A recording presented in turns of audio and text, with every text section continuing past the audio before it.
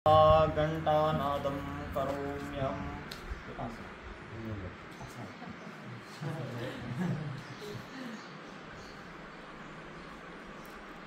ॐ वर्णानामटु संगानां रसानां छन्दसामपि मंगलानां च कर्तारो वन्दे वाणी विनायको। ओम गणपते नमः। श्री गणेशाय नमः। तो साहब वट सावित्री की व्रत कथा जो हम शुरू कर रहे हैं, तो मध्य देश में अश्वपति नाम का एक परम ज्ञानी राजा थे। धन वैभव से पूर्ण होने पर भी वे संतान के अभाव में बड़े दुखी रहते थे। राजा ने पंडितों की सलाह से पुत्र प्राप्ति के लिए सावित्री की आराधना की। सावित्री ने प्रसन्न होकर राजा रानी को दर्शन देकर आशीर्वाद दिया और कहा कि तुम्हारे भाग्य में पुत्र तो नहीं है, पर मैं स्वयं कन्या रूप में तुम्हारे यहाँ जन्म लूंगी। इतना कहकर सावित्री देवी अंतर्धान हो गई। कुछ समय बाद रानी के गर्भ में साक्षात सावित्री का जन्म हुआ। राजा रानी ने उसका नाम भी सावित्री ही रखा। सावित्री के सर्वगुण संपन्न थी। वह चंद्रमा की कला के समान नित्य प्रतिदिन बढ़ने लगी। जब वह विवाह के योग्य हुई तब माता पिता ने उससे कहा कि अब तुम अपने योग्य मनचाहा वर खोज लो। राजा ने उसे एक बूढ़े मंत्री के साथ वर खोजने के लिए भेज दिया। सावित्री यात्रा पर रवाना हो गई।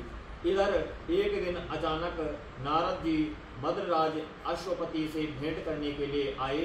तभी सावित्री भी अपने लिए वर पसंद करके लौट आई थी।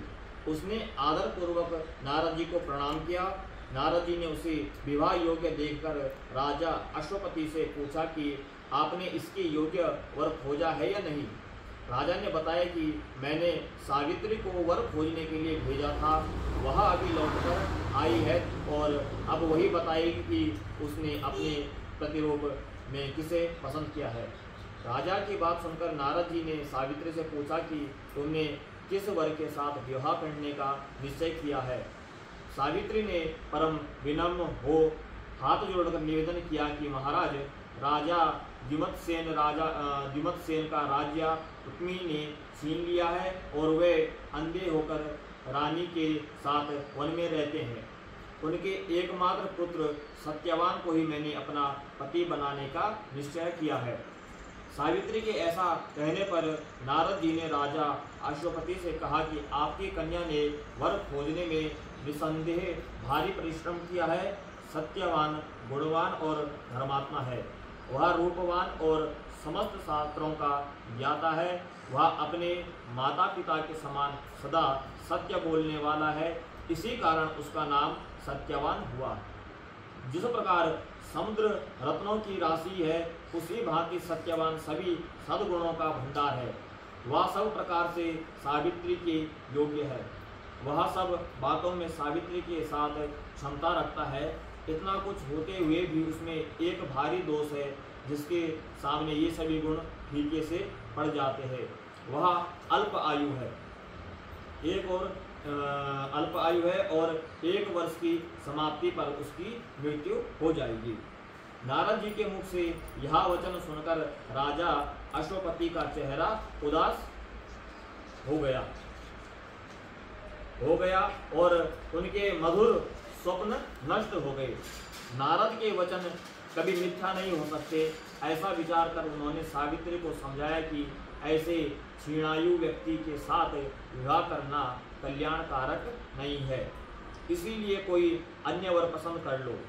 पिता की बात सुनकर सावित्री ने कहा कि अब मैं कभी मन में भी किसी और अन्य पति के खोजने का विचार नहीं कर सकती।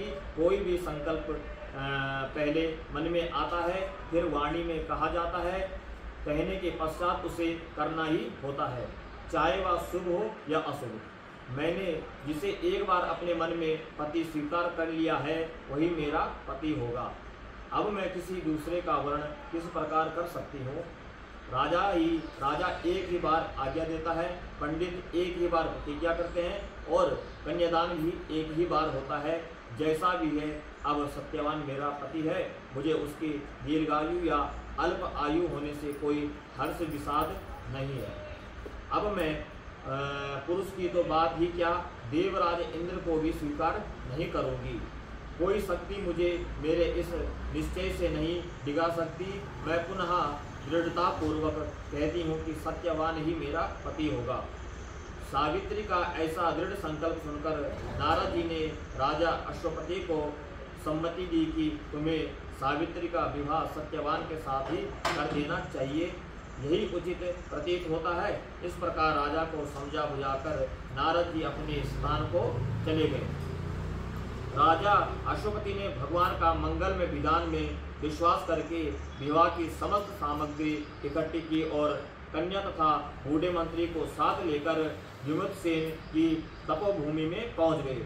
वहां पर राजा युमतसेन अपनी रानी और राजकुमार सत्यवान के साथ रहते थे। अश्वपति ने उनके पास पहुंचकर अपना नाम बताते हुए उनके चरणों में प्रणाम किया। युमतसेन ने अश्वपति के आने का कारण पूछा तो उन्होंने बताया कि मेरी कन्या सावित्री ने आपके सुपुत्र सत्यवान के साथ विवाह करने का निश्चय किया है। मैं भी इससे सहमत होकर विवाह की तमाम सामग्री लेकर आपकी सेवा में उपस्थित हुआ हूँ। राजा की बात सुनकर युमतसेन उदास हो गया और उन्होंने कहा कि अब आप में और मुझ में कैसी समता। आप राजसीन राजा है और मैं राज्य भ्रष्ट रंग, इस पर भी हम दोनों अंधे हैं, निर्धन हैं और वन में रहते हैं। आपकी कन्या ने वन के भारी कष्टों को न जानकर ही ऐसा विचार कर लिया है। महाराजा अश्वपति ने कहा कि सावित्री ने इन सब बातों पर भली प्रकार विचार कर लिया है। वह कहती है कि जहाँ मेरे सास ससुर और पतिदेव निवास करते हैं वही मेरे लिए वैकुंठ है। सावित्री के ऐसे दृढ़ निश्चय को सुनकर युमतसेन ने विवाह की स्वीकृति दे दी। शास्त्र सम्मत रीति से सावित्री का विवाह सत्यवान के साथ करके राजा अश्वपति तो अपनी राजधानी को लौट गए और उधर सावित्री मनचाहे पति सत्यवान को पाकर सुखपूर्वक वन में रहने लगी। नारद जी के वचन हर समय सावित्री के कानों में गूंजते रहते थे। वह एक एक दिन गिन रही थी। उसने जब पति की मृत्यु का दिन निकट आया जाना तो 3 दिन पहले से ही उसने उपवास आरंभ कर दिया। तीसरे दिन अपने पितरों का पूजन किया। वही दिन नारद जी ने सत्यवान की मृत्यु का बताया था। रोज की भांति उस दिन भी सत्यवान अपने समय पर कुल्हाड़ी और टोकरी लेकर लकड़ी काटने के लिए वन में जाने लगा तो सावित्री ने स्वयं भी उसके साथ चलने का आग्रह किया। सत्यवान ने उस माता पिता की सेवा के लिए वहीं ठहरने की सम्मति दी। तब सावित्री अपने सास ससुर से सत्यवान के साथ वन में जाने की आज्ञा ले आई और उसके साथ वन को चलने की तैयारी की। सत्यवान ने वन में पहुंचकर फल फूल तोड़े और बाद में लकड़ी काटने के लिए एक वृक्ष पर चढ़ गया। वृक्ष के ऊपर ही सत्यवान के सिर में भारी पीड़ा होने लगी।